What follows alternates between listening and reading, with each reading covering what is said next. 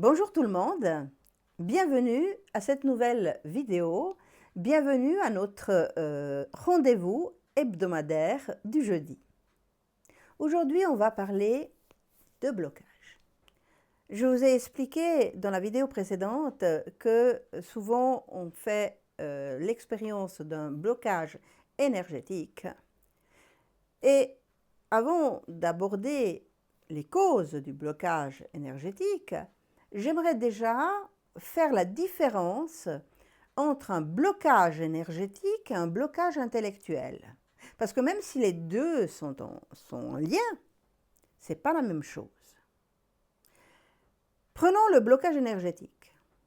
Le blocage énergétique, il se manifeste quand j'ai déjà débloqué mon mental quelque part, ou plutôt, j'ai compris que je dois sortir de certaines situations, j'ai compris que je dois changer de dynamique, j'ai compris que je dois faire ci et ça et ça et ça et ça parce que j'ai écouté mon âme, et pourtant, je prends les bonnes résolutions et pourtant j'y arrive pas.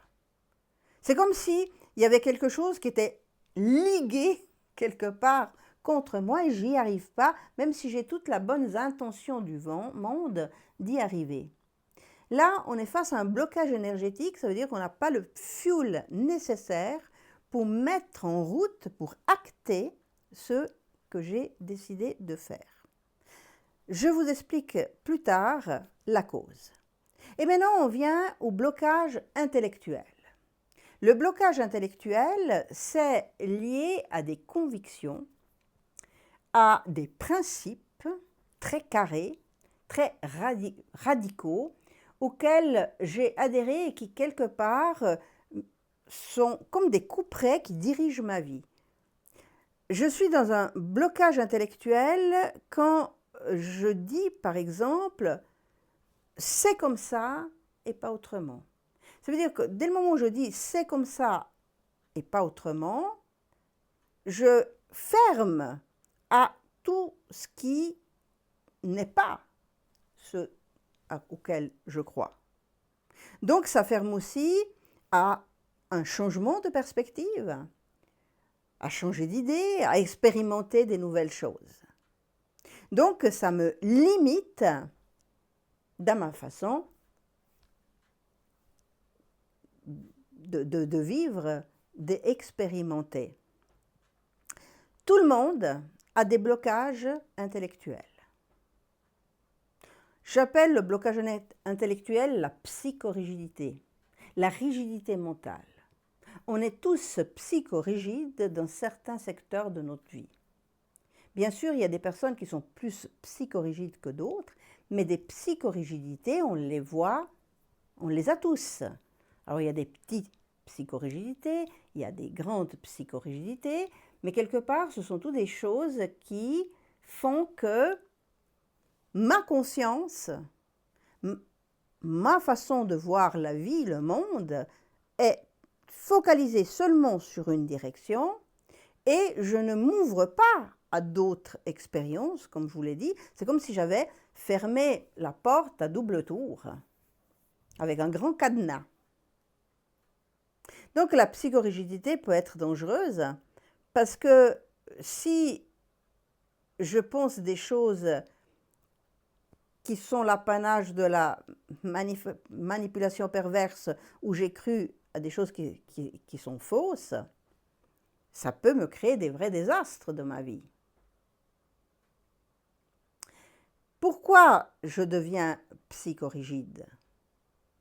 Je deviens psychorigide, de nouveau, c'est une façon, c'est un acte un petit peu autodéfensif.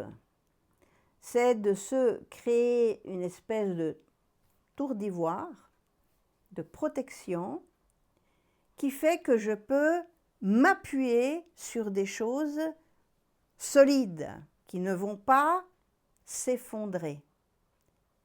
La psychorigidité, c'est quelque part une peur du changement, une peur de perdre ses repères. Et plus ma tour d'ivoire sera avec des murs bien épais, plus je vais me sentir protégée et justement en sûreté. Ça veut dire que la psychorigidité, c'est aussi lié à la notion de survie.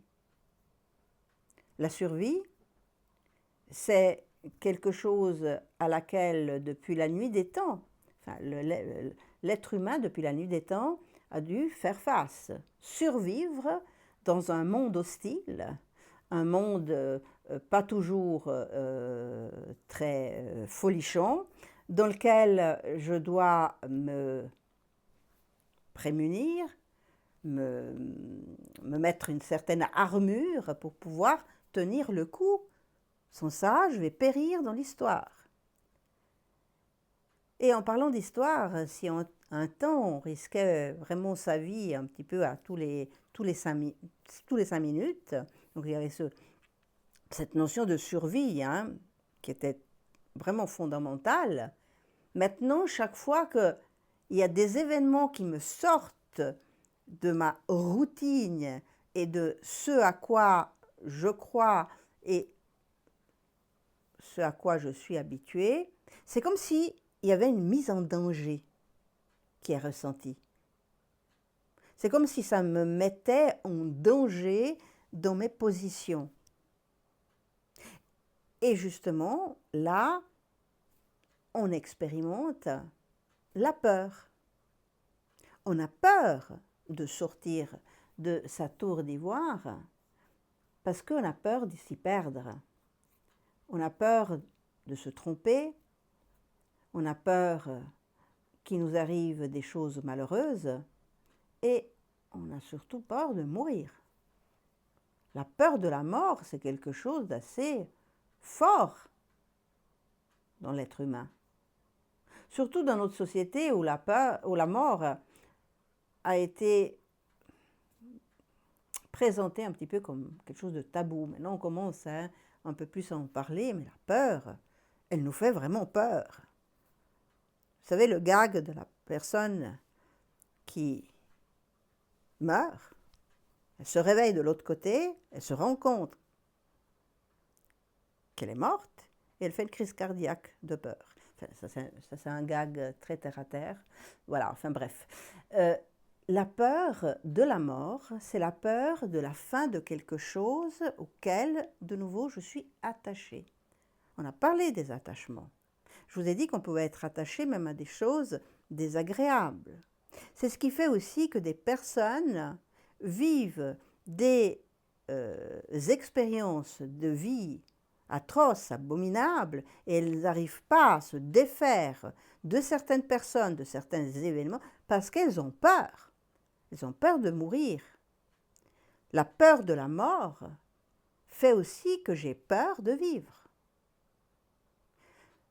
Et là, depuis quelques années, on a quand même vécu des événements qui nous ont ébranlés, qui nous ont ébranlés aussi dans nos certitudes, qui ont bien secoué notre tour d'ivoire. Donc plus je suis dans une psychorigidité, plus je vais mal vivre les changements.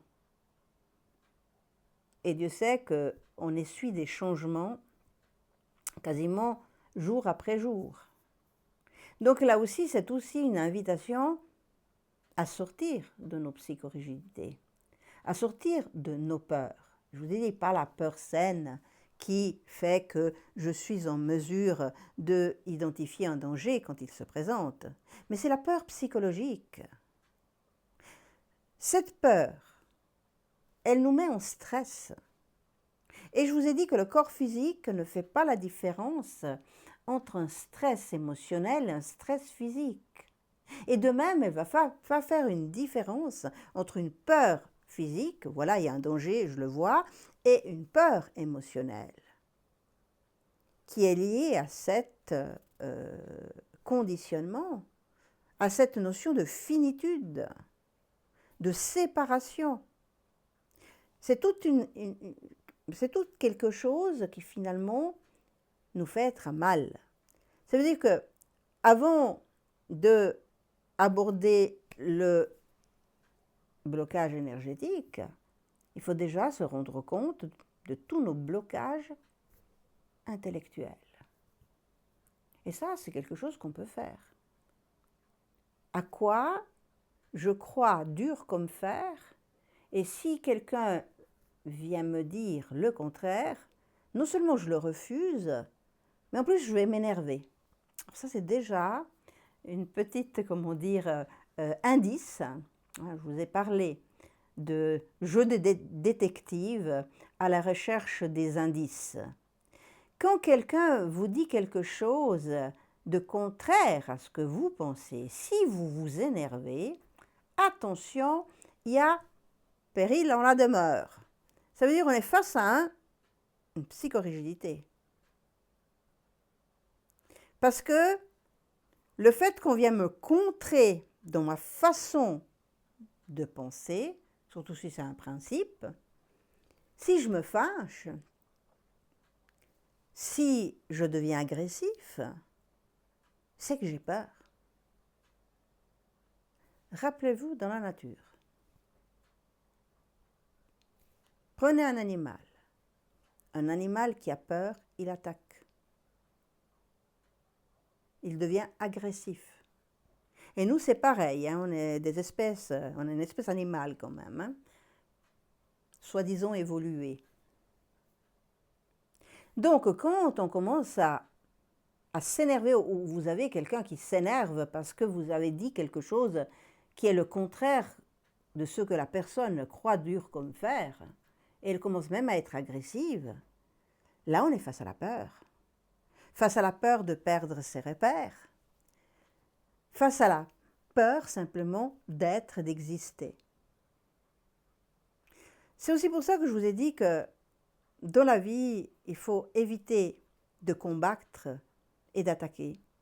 Et que quand quelqu'un vous attaque, déjà on identifie le fameux personnage. Alors il y a aussi le personnage psychorigide, bien sûr. Donc je identifie mon personnage psychorigide quand je commence à m'énerver parce qu'on met en doute ce à quoi je crois.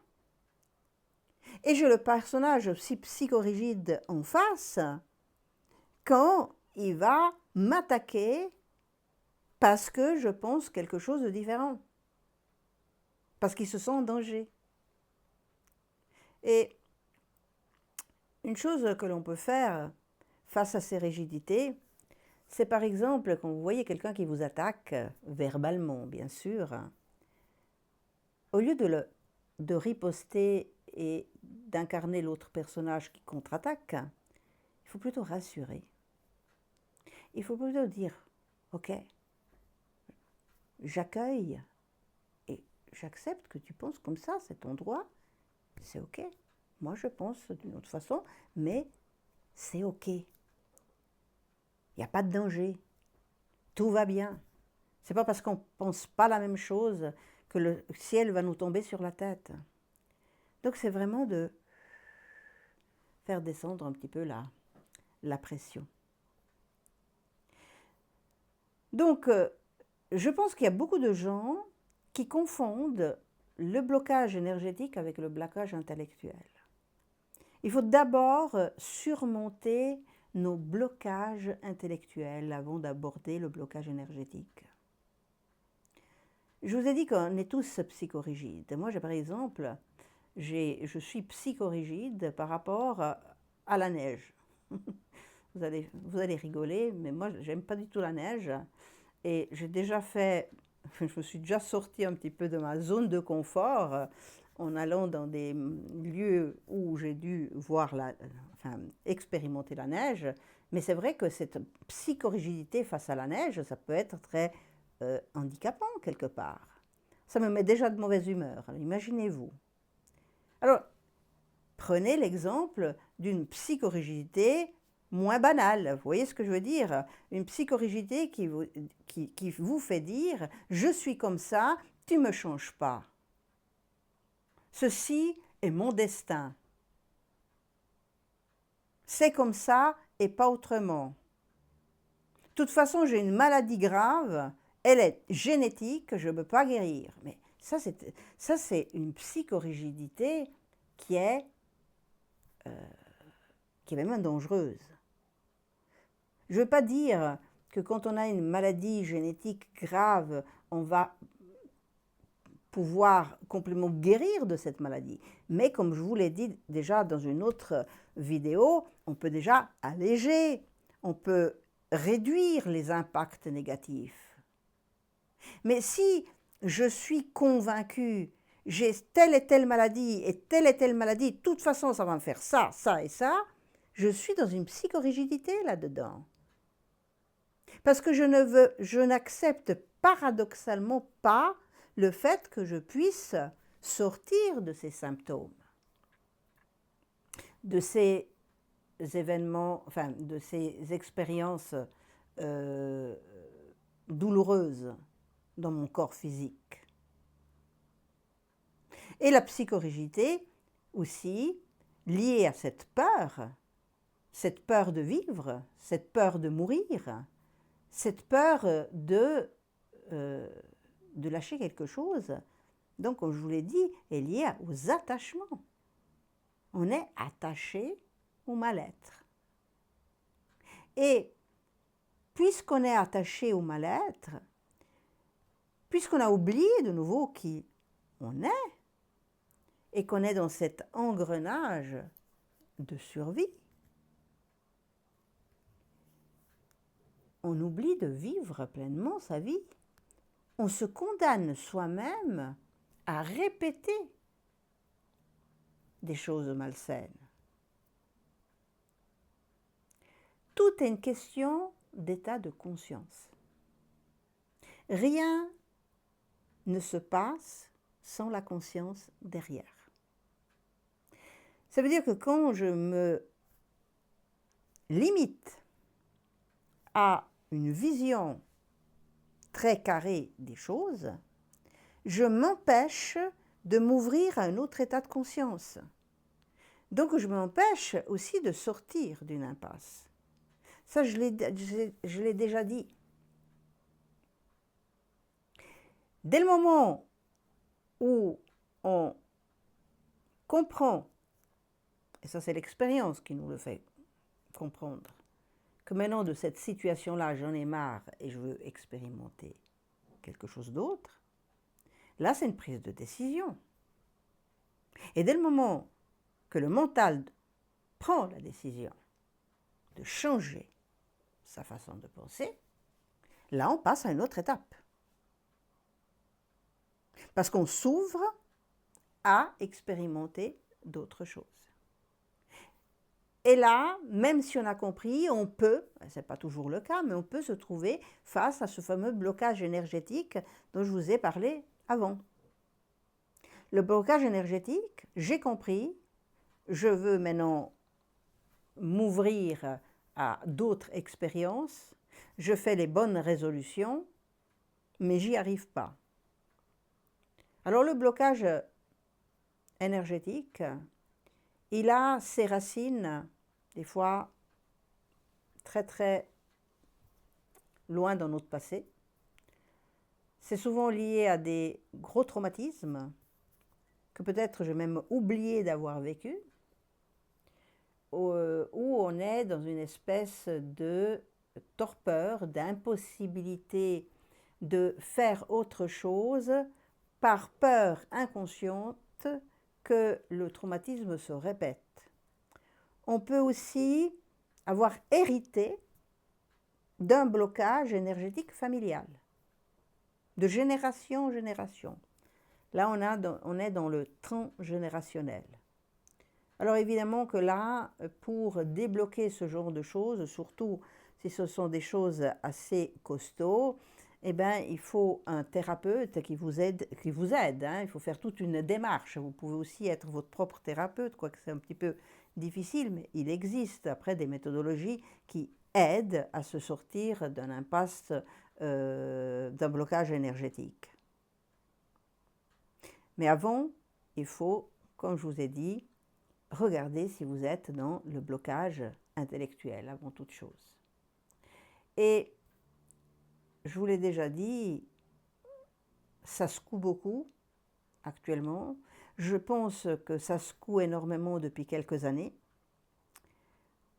Donc, tout est aussi là pour secouer notre tour d'ivoire, auquel je me suis réfugiée pour me protéger, pour m'éviter d'expérimenter des choses pas agréables, mais qui finalement sont devenues une prison. Une prison qui m'empêche de vivre pleinement ma vie. Alors tous ces changements auxquels on a à faire depuis un crescendo, depuis plusieurs années, sont là pour nous faire ébranler notre tour d'ivoire. Alors c'est clair que c'est peut-être pas confortable, mais en même temps, c'est libératoire. Et dans la vidéo précédente, je vous ai aussi parlé de tous ces changements énergétiques, ces éruptions solaires, ces tempêtes solaires, ces pluies de fréquences très élevées qui impactent directement notre tour d'ivoire. Donc la bonne nouvelle, c'est que c'est en train de s'effondrer malgré nous, tout ce qui nous emprisonne. Ça, c'est super. Mais si en plus, on le fait consciemment, eh bien, on va avoir des résultats assez phénoménaux. Parce que n'oublions pas qu'on crée 7 sur 7 en fonction de l'information que je envoie dans mon champ informationnel. Et on informe avec la conscience. Si je ne suis pas conscient de quelque chose, ce quelque chose n'existe pas pour moi. Donc si je informe par l'intentionnalité de sortir de certaines impasses, de me libérer de certaines façons très dans le contrôle et très rigide que j'ai d'aborder les choses, je donne une information, je donne un ordre. Donc je vous invite à prendre la décision de sortir de votre tour d'ivoire, même s'il faut fracasser certains murs pour le faire. Mais vous pouvez le faire aussi avec douceur. Et à propos de douceur, la bienveillance, la joie, le bonheur, le bien-être, ça doit être toujours des condiments à utiliser à profusion dans votre information, dans comment vous allez gérer votre journée et surtout comment vous allez être avec vous. Si quelque chose est rigide, on va mettre aussi de la douceur pour se rendre plus malléable. Malléable par rapport à son âme, pas par rapport aux autres. Ça, c'est aussi important. Je vous souhaite une très belle semaine et à jeudi prochain